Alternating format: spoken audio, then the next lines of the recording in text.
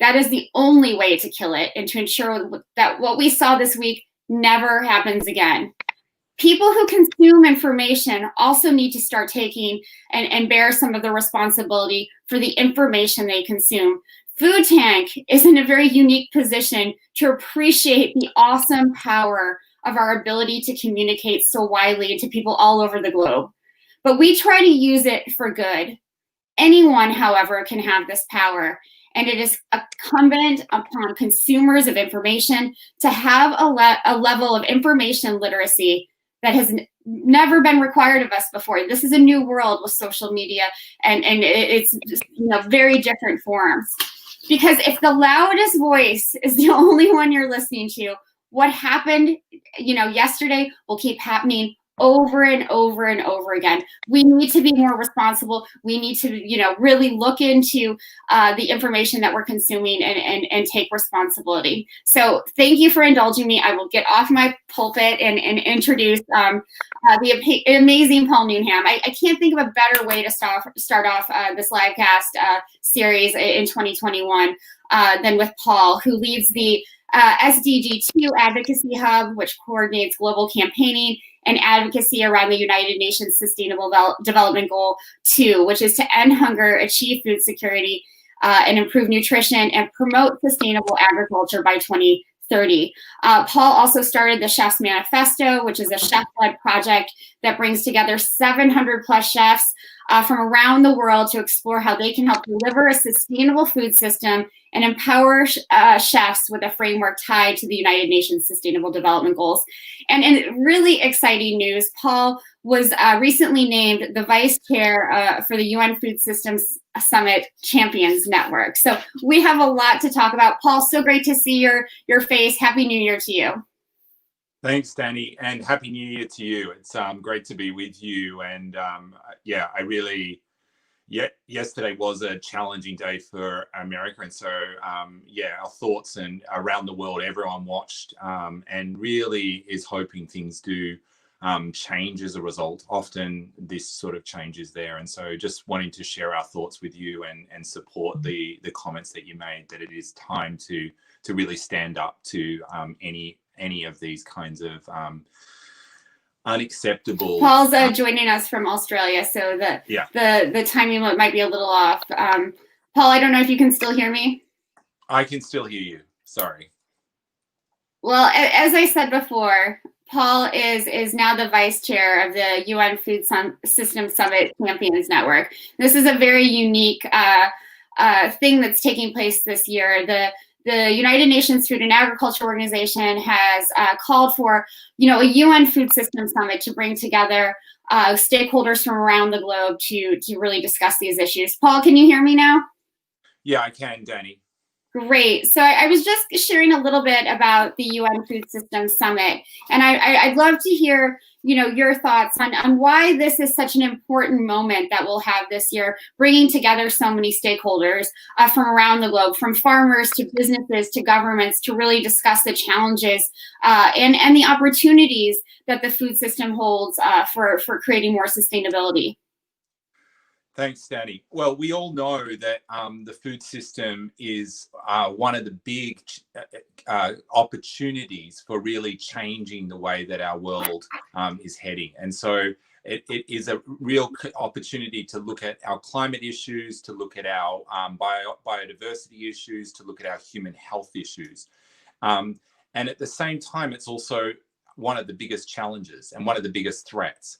And so without actually addressing some of the challenges within our food system, we have no chance of actually limiting our climate change that's going on. And we also have a huge issue around human health globally as well. And so it's kind of this opportunity and this challenge. And with 10 years to go on the Sustainable Development Goals, it's a key area that we need to look at in order to really think about how we can transform so many different areas. Like this covers from, you were talking about racial injustice. Racial injustices all around our food system, and I've been talking with chefs around that. You look at issues around gender. There's lots of issues there. Education, you know, it's not just environment, it's not just food and agriculture and the traditional spaces we think about. And so when we look at this as a system, there's a huge opportunity. And I think COVID and the pandemic that we're still right in the middle of, and in some parts of the world, in the worst part of, and it's definitely, I don't think we've gone over that hill in terms of, you know, the vaccine's great and all those things, but we're still seeing too much. You know, how we build out of this, what that looks like, I think food systems need to be a really key component of that. So I think the Food Systems Summit comes at a time, not only globally pre-pandemic, where it was just critical for human health, for planetary health, but now with the pandemic, it becomes even more urgent. It becomes even more important to really lean in and think deeply about some of the challenges that are holding us back, and also lean into those innovations and opportunities that could take us forward. Absolutely. So the UN Food Systems Summit will take place in September of this year, unless that changes. Right now, there are national dialogues going on in many countries. Later this month in the US, there will be the first US national dialogue, and that will take place.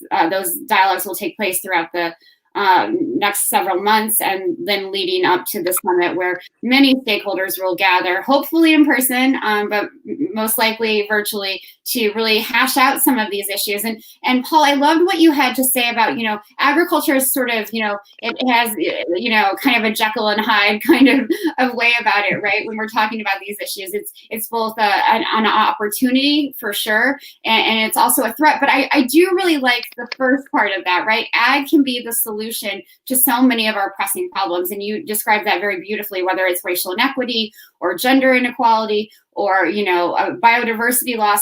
If we can really manage to look at agriculture holistically, we can solve many of these problems. And one of the things that you're doing as vice chair of the Champions Network in advance of the UN Food Systems Summit is identifying these incredible individuals around the globe who are doing amazing work in food systems. Can you talk a little bit about that? Yeah, I can. And one thing I'll just frame up at the beginning is that the summit is, you know, we think of summits as events. And so we think about it in September. But as you said, you know, there's dialogues, there's activities happening now. And so one thing that's really important to get across is that this summit has started. So this has been a year of conversation. And so the event in many ways is like the icing on the cake at the end, where we celebrate, we acknowledge the things we've worked on for the past year. But I do want people to really feel like this summit is on now. It's not about getting an invite to an event. This is something you can participate in, you can be a part of in every discussion and dialogue around our food system and the areas there.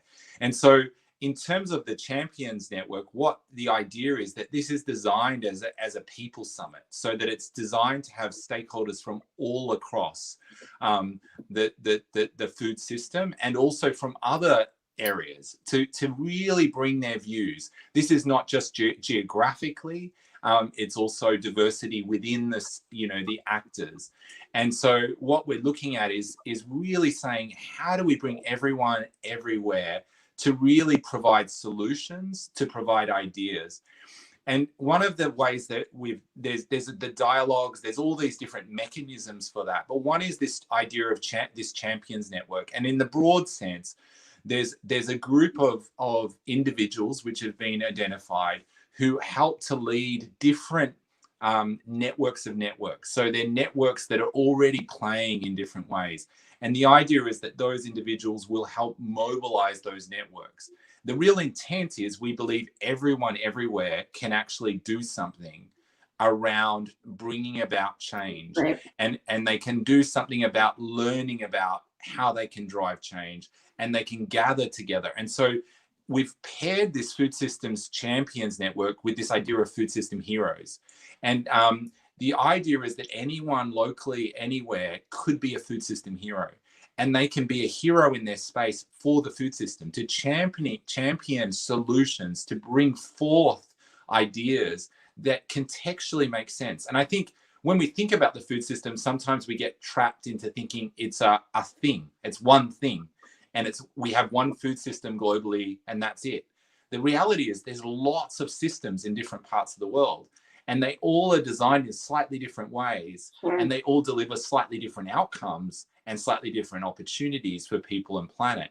And so what we're saying is that no matter what area you're passionate about, what area you're fighting for around the world, whatever your issue is, the food system and food becomes essential for us to actually achieve progress, for us to see that movement forward.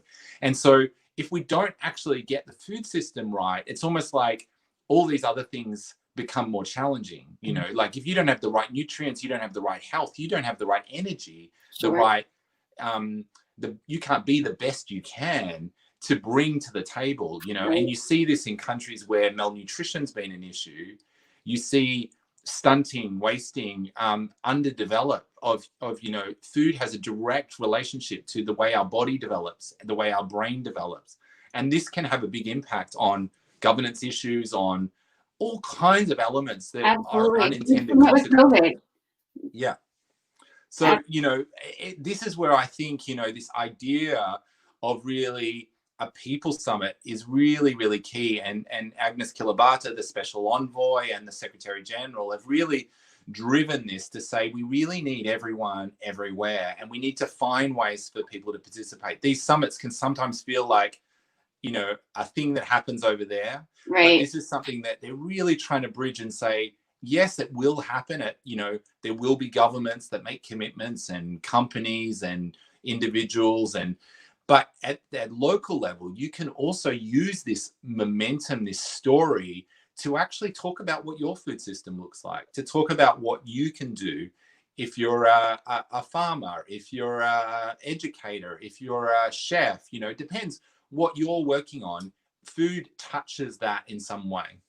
Absolutely. One of the things that Food Tank is very excited about is to work with your chair, Ruth Richardson, from the Global Alliance for the Future of Food, on interviewing these champions over the next several months, and interviewing as many of them as we can, and really getting their voices to Food Tank's audience and to as wide a platform as possible. With generous support from IFAD, the International Fund for Agricultural Development. But we're really excited about working more closely with Ruth and with you over the next several months.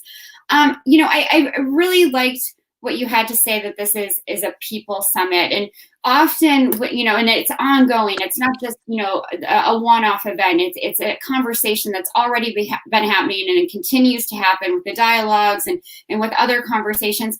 One thing that I have noticed as somebody who's been in this space for a while now, like you have, is that young people are often left out of these conversations. And I'm wondering if you can speak a little bit to how youth will be included in these conversations. Yeah, look, in the summit overall, there's been a number of groups that have been identified as really critical groups for engagement, and so they've been very intentionally thought about. Obviously, there's key groups that have been left out in some ways, but also impacted by the food system. And so, you know, obviously around women, you know, we know in smallholder farmer groups, women are often the key farmers that are doing a lot of the work, and yet there's often land ownership issues, there's often access issues. And, you know, you mentioned IFAD. IFAD's a great group at really trying to drive some of those things. So when you come to also youth and young people, often, you know, in some of these kinds of things, it can be quite tokenistic. You know, you say, let's bring a young person in and listen to them, but then really they don't have a key role. Sure. What I think's been great in the way that this Food System Summit has really addressed this is they've said, let's actually embed youth into some of the leadership structures. And so if you think about the action tracks, there's 5 action tracks, which are key areas, which are not designed to be sort of siloed thoughts, but they're designed to be interconnected, game-changing areas to think about solutions. And so each of those is chaired by different individuals, for the first time, not just UN staff, but outside the UN actors. And then each of them has 2 vice chairs. And they have a vice chair that is a youth vice chair in each of those action tracks. And so in talking, you know, you could say, well, is that token, you know, are they really? Well, the vice chairs themselves, I know, have expressed that they see that as a really meaningful way to drive engagement. And each of the youth that have been selected also represent networks. And I think this is something that's really key, is that there's a lot of work going on in the food system, as you know, as you've been doing for many years, and others, that needs to be brought into this. We don't want to start from scratch. We want to acknowledge what's there. But the idea of a Secretary General summit is to elevate, to actually raise that up and create more momentum. And at the moment, we've kind of seen change on the food system, but it's been a little slow, to be honest, and not as fast as it needs to happen. And the challenges are so great that this is about accelerating it. And so the energy that young people are bringing to the summit and to the dialogues, and I've been in a number of groups and conversations where you've had people from all different parts of the world. You know, I was in one group and there was a young student from Bangladesh, and she was talking about school, like what could happen in the schools across Bangladesh, and how could food be seen in a different way, and how could canteens and what's made available and how it's grown integrate into schools. Great idea. But that conversation wouldn't have been brought forward necessarily if she hadn't had a role and been able to participate. And so I think there is meaningful examples where I'm seeing already for that participation, both structurally and then also informally in the process. And there's more being planned. That's great. I'm also wondering, you know, you mentioned this idea of we need everyone everywhere to be involved, and I know you're really focused on engaging these different groups and bringing them in. That's not to say that this event or series of events has not been without controversy. Some of that is around Dr. Agnes Kalibata, who works with AGRA, the Alliance for a Green Revolution in Africa. I wonder how you speak to some of those critics who do not believe that this is a people's summit, that so many voices are being left out. I know La Via Campesina has expressed some dismay around Dr. Kalibata's involvement, and that they don't think this is actually, you know, a summit for the people. Yeah. Look, I think there's lots of participatory processes like the Committee on Food Security that are established in the food system space, where there's representation and there's a dynamics that have been created to enable everyone's voices to come to the table. And I think that's really great. And the Food System Summit doesn't actually take away from any of that. The Food System Summit is about accelerating that. And I think, you know, I personally, in my experience with Dr. Agnes Kalibata, is that she's actually very open, and she's very, very much coming at this from a perspective of really genuinely wanting to dialogue. I think part of the challenge is if you're not involved in the conversation, it's very hard to then say you're not involved in the conversation, or you can't be involved. So I'm a big believer that you lean in and have the benefit of the doubt and get involved. And so I suppose what I've encouraged is to say, you know, if you've got concerns, then put more energy in, you know, get more, show up, be there. Really try and influence, because the way the structure's been built is the structure's been built in such a way that enables all these different entry points. There's like, you can organize an independent dialogue. There's a structure and a system for doing that. You can then get involved in talk to like the action tracks. You can feed in. They've asked for solutions. Sure. And every step of the way, I haven't seen in the areas that I've been involved anyone starting to go, look, we're not going to talk. We're not going to look at that group of people's views. It's actually been how do we address that, and why do some people feel that, and how can we actually move past it? But I think there's also a point where you've just got to kind of trust, and you've got to move forward, because, you know, if we're going to make change, if we're going to really drive significant change, we actually need to, you know, it's never going to be perfect. Anything, you've actually got to get progress, and you've got to keep moving forward. And I think there's a lot in the food system discussion landscape which becomes you know, this end, or the traditional of what you would say black or white. You know, it's like it's that way or that way. And there's a lot of nuance, actually. There's a lot of opportunity. Like we're having a discussion next week about protein.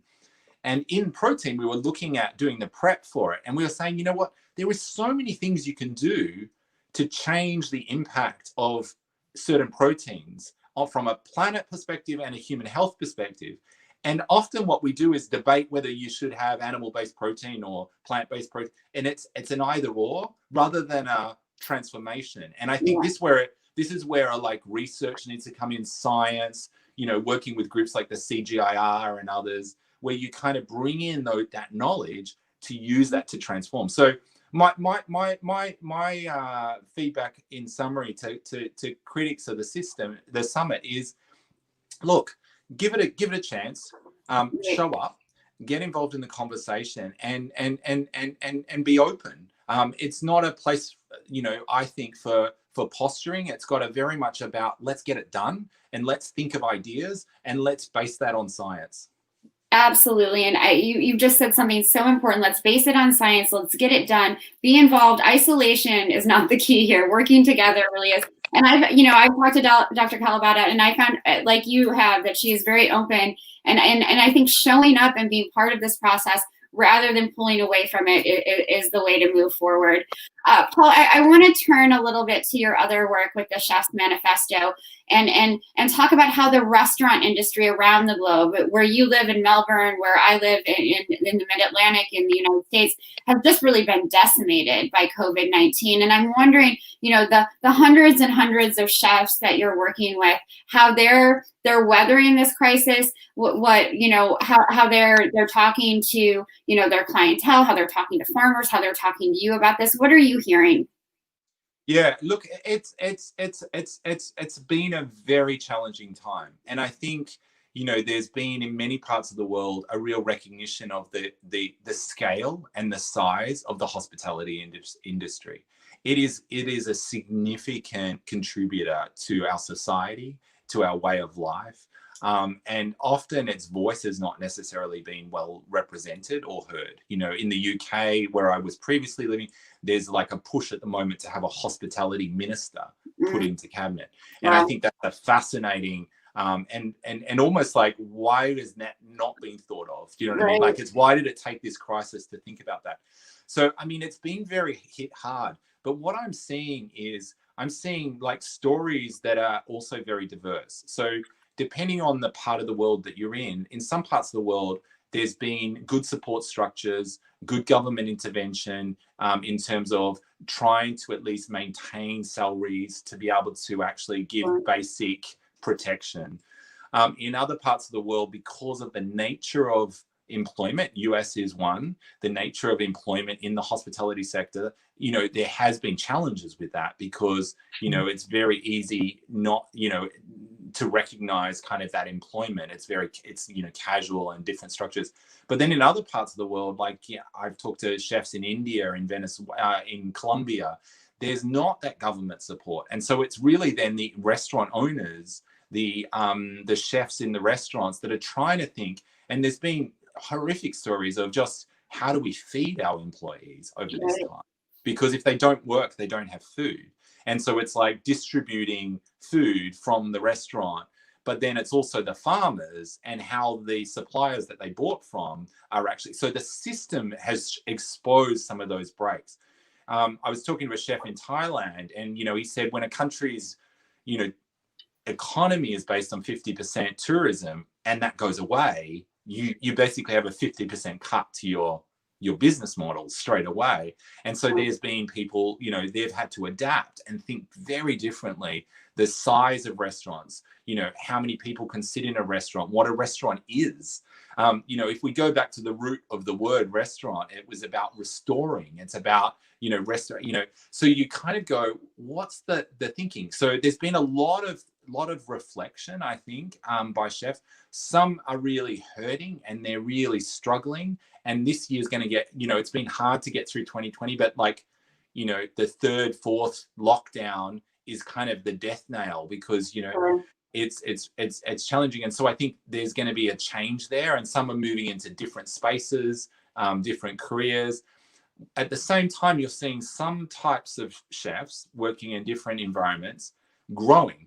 and they're adapting, and business is transforming very quickly. They're moving into delivery models. They're moving into catering. Like the catering space has grown in many parts of the world because despite the fact people are working from home, there's also people working like in the health space. Like we have one of the chefs that we work with is involved in supporting all the testing sites. And they're like, we're providing meals 24 hours a day, and it's like, we're busier than ever. And I've never been on site, like, it's like, I'm running this massive thing, but I can't get there, like personally.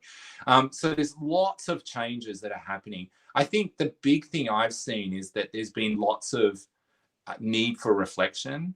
And there's been a lot of rethinking what is the future of this space. But like all spaces, it's broad and it's deep. And so there's lots of different examples and stories, and there are a lot that are really hurting, and in a way where they can't really function or run a restaurant, and they're almost being treated a little unfairly, even in that restaurants are being kind of singled out as potential spaces for transmission, and yet they're the cleanest, they have the best hygiene, they have the best process, so there's like some real challenges there.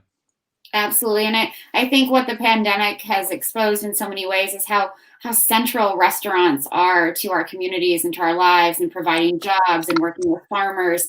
And that when that goes away, the implications are very serious.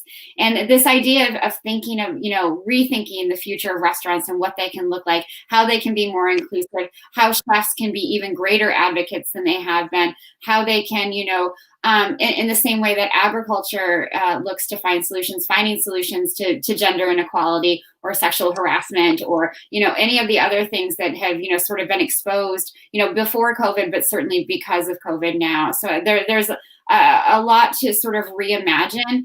And the chefs who've had to, and the cooks and the wait staff and the farmers and all of the others have had to weather a very, very long storm. And so, supporting your local restaurants however you can, whether it's takeaway or, using the restaurant's delivery service rather than outside delivery services. This is an important time to make sure that your favorite restaurant can survive the winter here in the United States, the summer in places like Melbourne and around the world. So just, really support your local chefs when you can. Paul, I was thinking about the last time we spoke. And you talked about rallying chefs around the issue of promoting better agrobiodiversity through innovative menus. And, I'm a little bit afraid that, the progress that we've been making on, that kind of issue, promoting agrobiodiversity, promoting the idea of preserving indigenous and traditional crops, the work that has been done has been set back by COVID. Do you think that's happening, or do you think there's even greater interest in some of these issues that you and others have been talking about for so long?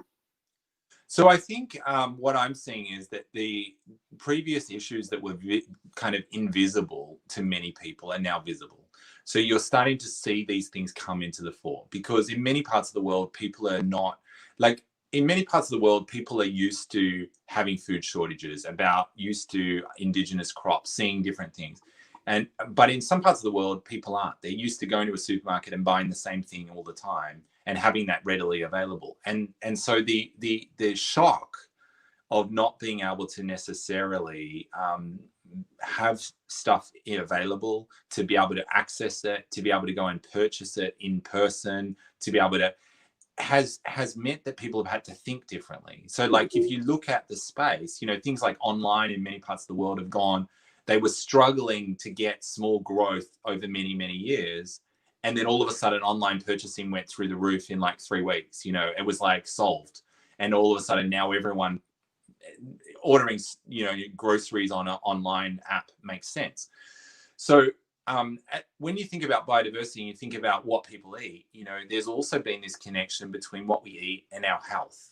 And, you see this even in the British Prime Minister, who got COVID he got very sick from COVID and came back from that with a vengeance to look at the obesity epidemic in the UK and some of the food related issues, Because so I think part of this is we've started to see that line that's always been there, but that people have struggled to make, which is what we eat matters, how we eat matters. And so we need to actually think about the nutrients. We need to think about the micro and macronutrients that we're getting. And biodiversity is one way of easily, if you eat a diversity of foods, you get a diversity of nutrients. Sure. And so that helps you. And that's the way the world's kind of been designed. And yet our system has made it so that we've streamed into eating fewer and fewer things. And so I think there's a kind of shift that's happened there. I also think on the fact that people have had to be home has also brought them in closer proximity to their kitchen. So I think part of the challenge with our food system is that food has become super accessible to go out and get, no matter where you are, whether you're in a market in Indonesia or you're in New York City. You can go out and food's there on the street, it's everywhere, and it's affordable and accessible. Now, when you're locked in your apartment, in your house, in your hut, in your whatever it is, Sure. you've got your kitchen and you've got the ingredients that are available to you. And so you start to think differently. So you've seen like uptakes in gardening, people growing things. You've seen uptakes in people baking. I mean, sourdough is the classic example. How many sourdough and banana bread, photos have you seen on social media? But that kind of connection back to cooking helps also spark this interest. And the lack of ability to travel has also meant people have gone into online environments. And in online environments, there's been lots of travel shows, this kind of thing. So I feel hopeful that we have all the ingredients there to actually keep moving forward. I do fear that we could become complacent in that, it's easy to watch something online, but then to translate it into your own behavior takes a little bit of motivation. Sure. And so that's where, it can be a little challenging, especially if, you're isolated. So I think we do need to think about that, because I also know there's people that have kind of, their diets got worse because they've just become lazier around food, and they're not going out, they're not getting that experience and exposure. So it's a kind of a plus more, but I'm more optimistic that the ingredients are there. I think what we need to do now is really lean into them. Absolutely. I'm with you. I feel very hopeful, especially around more people gardening, more people cooking, people becoming way closer to their food and understanding it more. And then seeing the things on the news, like, meat packing plants being closed because of, enormous COVID infections, or, the plight of restaurant workers. People are really waking up in a way that I hadn't seen before COVID. So I feel very optimistic, and your slogan, "What we eat matters," that's more important than ever before. Before we sign off, because I know you have a long day ahead of you in Melbourne, can you tell folks how to get in touch with you at the Sdg2 Advocacy Hub? Yeah, absolutely. So if you go to sdg2advocacyhub.org, that's our website. We're also on socials, and so you can find us there, or look up Chef's Manifesto on Instagram. If you go to Chef's Manifesto, you'll find us there, and there's ways to contact us there. On the Food System Summit, I'd also encourage people really look at the summit. Go to the summit page, and maybe we can put that on this later down the bottom in the comments. But and consider signing up as a food system hero. What that means is that if you're a food system hero, you're just going to get in the summit community will contact you with ways you can get involved, ways you can learn more, ways you can gather people, ways you can share information, and ways you can take action. And so it's just a simple thing, but if we could get lots of people in different communities around the world all signed up and engaged, then I think that's going to really drive the difference in terms of making this a people summit. Absolutely. And so we'll have all of that information available on our website. It's now in the comments. You can go to un.org and find the Food System Summit there. Paul, again, thank you for starting off the year with me. A reminder that this live cast will also be available on our podcast, Food Talk with Danny Nierenberg. So please subscribe, rate, and review wherever you listen to podcasts. Happy New Year, Paul. Please stay safe. The world needs you. Thank you, Danny. And thoughts with you guys in the US as things are working through, and I really believe it's going to be a catalyst for significant change in 2021. Thank you so much. I hope so. Okay.